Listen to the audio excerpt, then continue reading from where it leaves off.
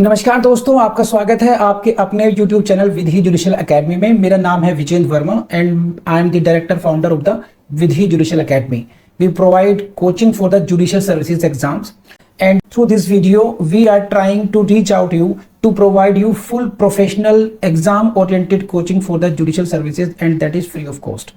इन classes में जो videos हम आपको प्रोवाइड करेंगे, we are going to provide you the entire foundation course including all the books, including all the details, whether it is required for the prelims or mains or for the guidance for the interview.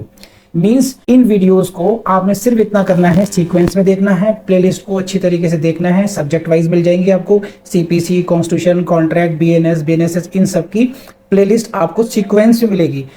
In playlist को देख करके आपने you have to take the coaching from the scratch. First video से लेके last video तक आपने करना है। उन्हीं वीडियोस में आपको गाइड किया गया है कि किस तरीके से आप किसी को कोई सा particular provision, section, sub section उसको प्रीलिम्स के लिए पढ़ना है क्या, मेंस के लिए पढ़ना है क्या, और उसके किस तरीके से नोट्स करने चाहिए, कैसे आपको रिवीजन करना चाहिए। इन्हीं वीडियोस में डिटेल में गाइडेंस आपको मिलेगी। तो प्लीज आपसे ये रिक्वेस्ट है, आप ये ना समझें कि यूट्यूब में फ्री में दिया गया है तो फिर ऐसे ही होगा। ये वो प्रोफेशनल कोर्स है जिसके लिए हम लोग अच्छी खासी हाई फीस लेते आए हैं स्टूडेंट से, लेकिन एक टाइम आता है इंसान को समाज के लिए भी करना चाहिए, और उसी इंटेंशन के साथ में we are providing you the entire course free through the YouTube channel Vidhi Judicial Academy. तो प्लीज हर वीडियो की जो थंबनेल है उसको देख करके आपको आइडिया लग जाएगा कि इसका सब्जेक्ट क्या होने वाला है। कुछ टॉपिक्स ऐसे होते हैं जिनको एक लेक्चर में कवर नहीं किया सकता, तो उसमें लेक्चर नंबर 1, 2, 3 सीक्वेंस से मिलेगा। प्लीज उस तरीके से देख लीजिएगा, और नोट्स आपको अपडेटेड मिलेंगे, उसके लिए कहीं जाने की जरूरत नहीं है। नोट्स का जो लिंक मिलेगा आपको डिस्क्रिप्शन बॉक्स में मिल जाएगा आपको।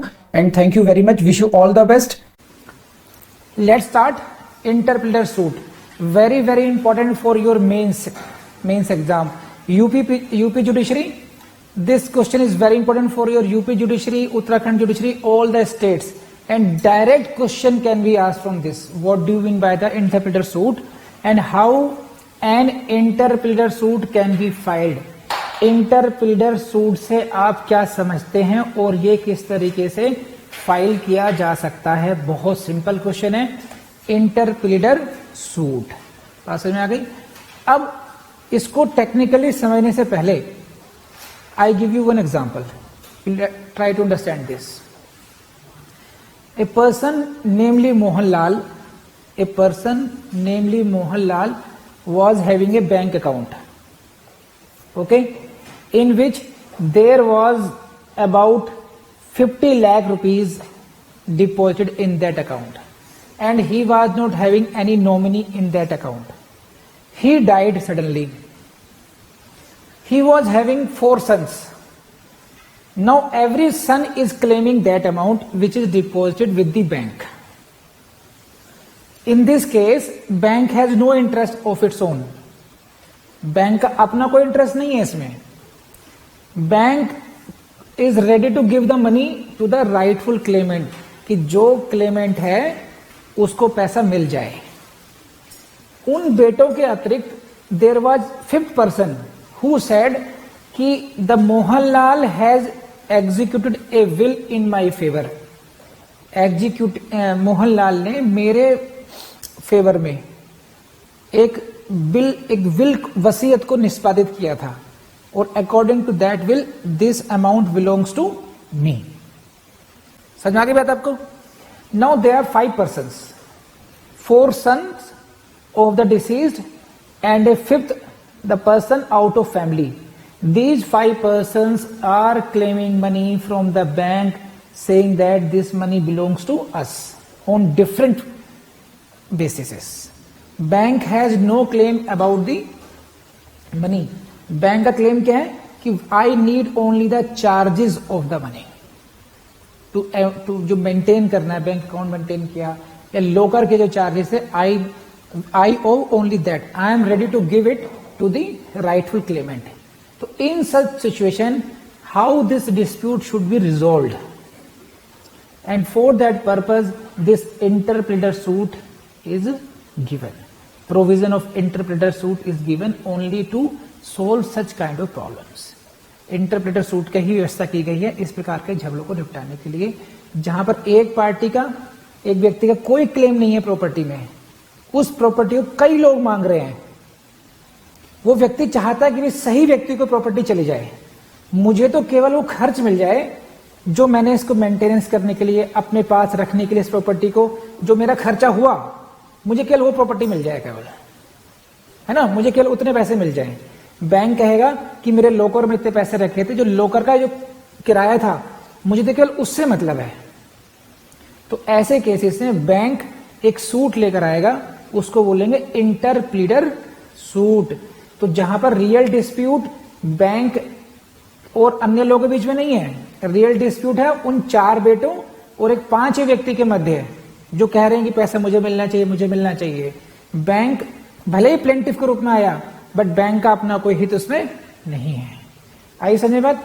तो ऐसी सिचुएशन को डील करने के लिए हम सूट फाइल करते हैं इंटर प्लीडर सूट, जिसके लिए आपको पढ़ने पड़ेंगे सेक्शन 88 एंड ऑर्डर 35। तो ये इंफॉर्मेशन है आपकी important for your prelims. Inter pleader suit can be filed under which section? Section 88। Which order provides for the procedure of filing inter pleader suit? That is order 35।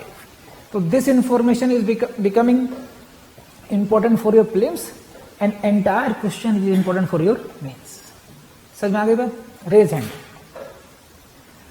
Very good. चलिए, and for that purpose please go to section 88. Let's have a look कि 88 कहता क्या है। अब आप समझ गए ना, मैंने आपको एग्जांपल दे दिया पहले ही, अब आप समझ जाना, उसी से रिजेंबल करते हुए लैंग्वेज है ये। Where 2 or more persons claim adversely to one another, जब 2 या 2 से अधिक व्यक्ति एक दूसरे के विरुद्ध क्लेम करते हैं। सही है? What claim? The same debts, sum of money और अदर प्रॉपर्टी, मूवेबल और immovable. You got it? You can see this.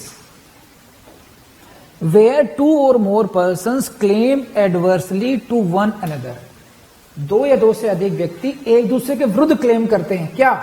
The same date, उन्होंने कर्ज दे रखा हो किसी को कि भी इसके ये कर्जा मुझे वापस कर दो। सम ऑफ मनी, पैसा, कैश, और अदर प्रॉपर्टी, मूवेबल और इमूवेबल। तो this may be anything, this may be debt, this may be a sum of money, और this may be a property, immovable और immovable, movable or immovable. There is no restriction on as such kind of property. It may be in sum of money, it may be a movable property, it may be immovable property. समझे आपने? समझे बात ये? तो ये हो सकता है। They are claiming, 2 or more persons are claiming this. These 2 or more persons are claiming this. किससे क्लेम कर रहे हैं? From another person. किसी अन्य व्यक्ति से क्लेम कर रहे हैं। कौन है व्यक्ति वो? Who is that person? Who claims no interest there in, this person claiming no interest in this, this fellow is having no interest, he says I have no interest in sum of money, I have no interest in this immovable property और movable property और some of that. समझे या मत? This for example bank has no interest in this property and who is ready to pay or deliver it to the rightful claimant, और जो कि तैयार है पेमेंट करने के लिए या प्रॉपर्टी की डिलीवरी करने के लिए, किसको?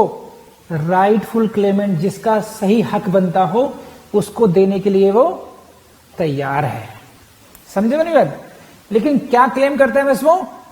अदर देन फॉर चार्जेस और कॉस्ट, उसका जो खर्चा हुआ है केवल उतना ही वो लेना चाहता है बस।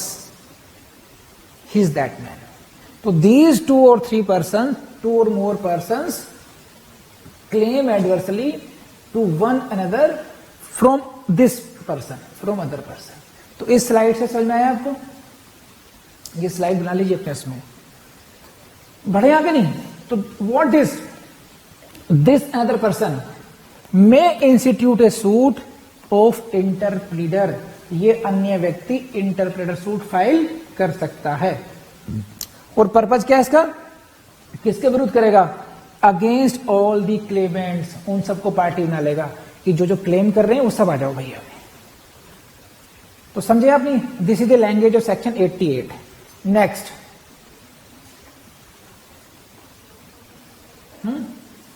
Against all the claimants for the purpose क्या है इसका सूट का, for obtaining a decision as to the person to whom the payment और डिलीवरी शुड बी मेड, कि इस किस व्यक्ति को पेमेंट की जाए या किस व्यक्ति को प्रॉपर्टी की डिलीवरी की जाए।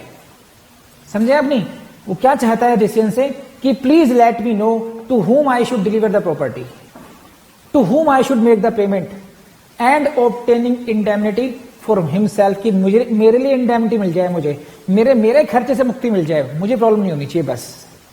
सही है, तो this is regarding the interpleader suit. Now next part is the proviso. Proviso क्या कहता है इसमें, provided that where any suit is pending in which rights of all parties can properly be decided, no such suit of interpleader shall be instituted. अगर already कोई suit pending है जिसमें उन adverse claim को सेटल किया जा सकता है, ऐसी दशा में कोई भी इंटरप्लीडर सूट फाइल नहीं होगा। कब फाइल नहीं होगा, when already there is a suit pending जिसमें उनके राइट्स को एड्रेस किया जा सकता है। Now you see this, purpose of interpleader suit क्या है, what is the purpose of interpleader suit, it is for obtaining a decision as to the person to whom payment or delivery shall be made, and second purpose and of obtaining indemnity for himself। यहां तक बताइएगा, समझ में आ गया तो raise hand. हो गया, पढ़े आगे। Secondly, provided that where any suit is pending, इसको मैं पढ़ा चुका, दोबारा समझाता हूं कि अगर कोई ऐसा सूट पेंडिंग है जिसमें, जैसे मान लीजिए जो मैंने उदाहरण दिया आपको बैंक वाला, ऑलरेडी भाइयों ने एक दूसरे क्लेम कर रखा है और उसी में डिसीजन आ सकता है कि भी किसको कितना पैसा मिलना चाहिए, तो फिर इंटरप्रीटर सूट नहीं लाया जाएगा। इंटरप्रीटर सूट कौन लाया मेरे उदाहरण में, बैंक लेकर के आई। सही है, अब हम पढ़ लेते हैं इसको डिटेल में। ये हम लोगों ने पहले, मैंने आपको एक इलस्ट्रेशन समझा दिया, फिर आपको मैंने समझा दिया section 88। Now you see it, what is the meaning of interpreter suit, again we see in a different perspective now. An interpreter suit is a suit in which real dispute is not between a plaintiff and a defendant। समझे आप, इसमें real dispute किसके बीच में नहीं है, plaintiff और defendant के बीच में नहीं है। Because plaintiff, who is plaintiff, who is the person who is bringing the case, who is instituting the set, but he, वो कह रहा है मुझे वो क्लेम ही नहीं है मेरा इसमें, although he is a plaintiff but he has no dispute against the defendants. Dispute किसमें है, डिफेंडेंट्स में है, but between the defendants, the real dispute is between defendants। तो ये अपने आप में एक नए तरीके का केस हो गया। प्लेंटिफ ने सूट तो फाइल किया, but he is having no interest in the property, he is having no dispute against any of the defendant. Dispute is between defendants only. Okay, defendants who interplead against each other unlike in an ordinary suit. Ordinary suit की तरह से नहीं होता, और in ordinary suit dispute is between plaintiff and defendant, but in interpreter suit dispute is between defendants। तो ये है difference between ordinary suit and an interpreter suit। आई बस में नहीं बढ़े आगे। अब देखो भैया, ऐसे पढ़ के मत देखना, है ना, कृपा करना इतने मेरे पास। इन वीडियोस को मुझे पूरी उम्मीद है पॉज करके देखते होंगे आप, इनके नोट्स प्रोवाइड प्रॉपर लेते होंगे। थोड़ा चलाया वीडियो, फिर पॉज किया, फिर अपने बेरेट को हाईलाइट किया, नोट्स लिए। प्लीज ऐसे जरूर करना, ठीक।